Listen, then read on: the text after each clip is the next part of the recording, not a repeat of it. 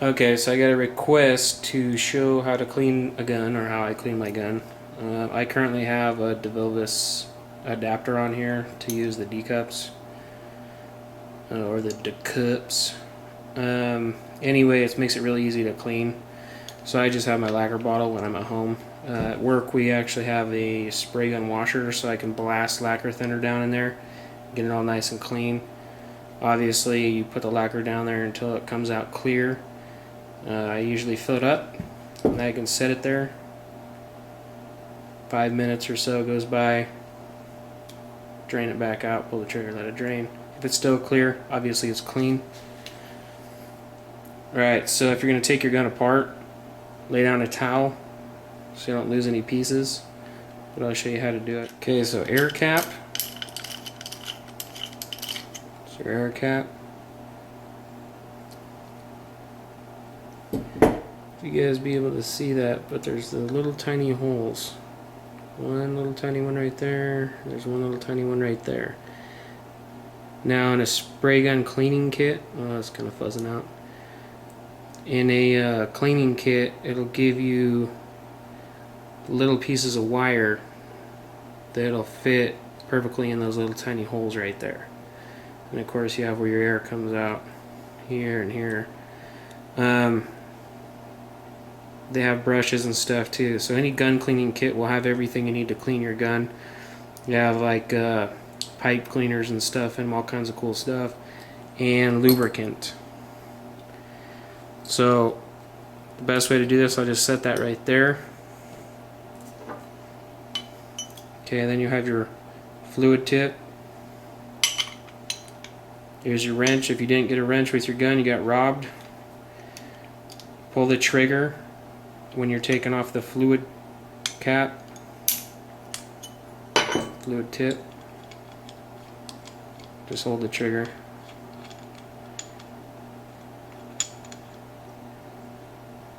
Okay, and then you can see your needle right there. I'm going to set that right there. And on the back, it's normally your fluid control. Pull out the spring, and hopefully this needle comes out easy. Watch out for little, if you have other little pieces in there, but then your needle will slide right out. And as you can see, this thing is filthy, absolutely filthy. So how I'd clean this, I just put gloves on, of course, lacquer thinner on a rag, and then just move that back and forth. You can also soak it in this cup. That's why I have a cup. First off, lay them out so you can see the way they go, so you don't get mixed up. Then you can throw all your parts in the cup and put lacquer thinner in it and just let it soak. You don't need to throw your spring in there, but you can leave the spring out. And then, so you got your cup full of stuff. You fill it up with lacquer thinner, you know, just until it's all covered, and you can let it soak in there. And after you've let it soak, you can use a pipe cleaner. You can stick it in the back, work it all up, clean it all out real good.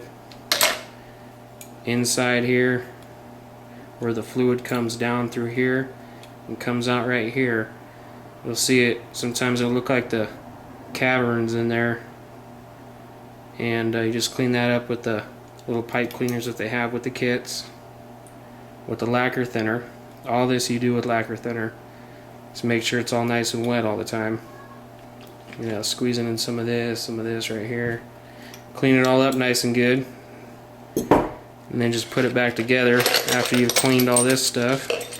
Make sure you're putting on gloves. You don't want lacquer thinner soaking into your skin.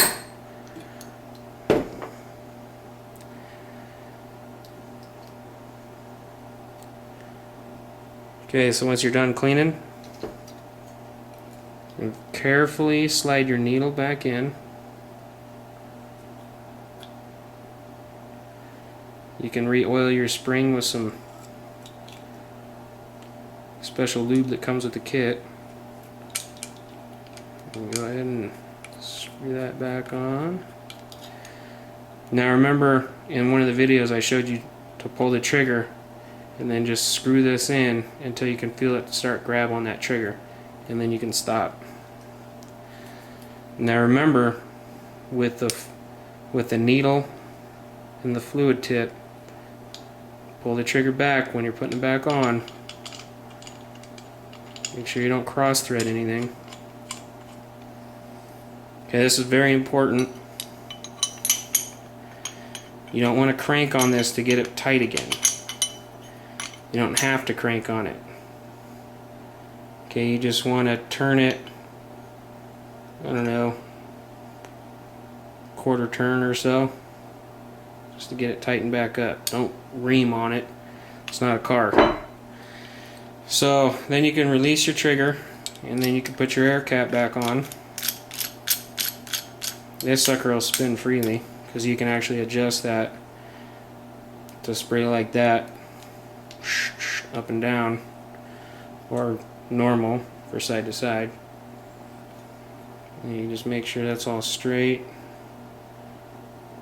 Tighten that up by hand, and you're ready to rock.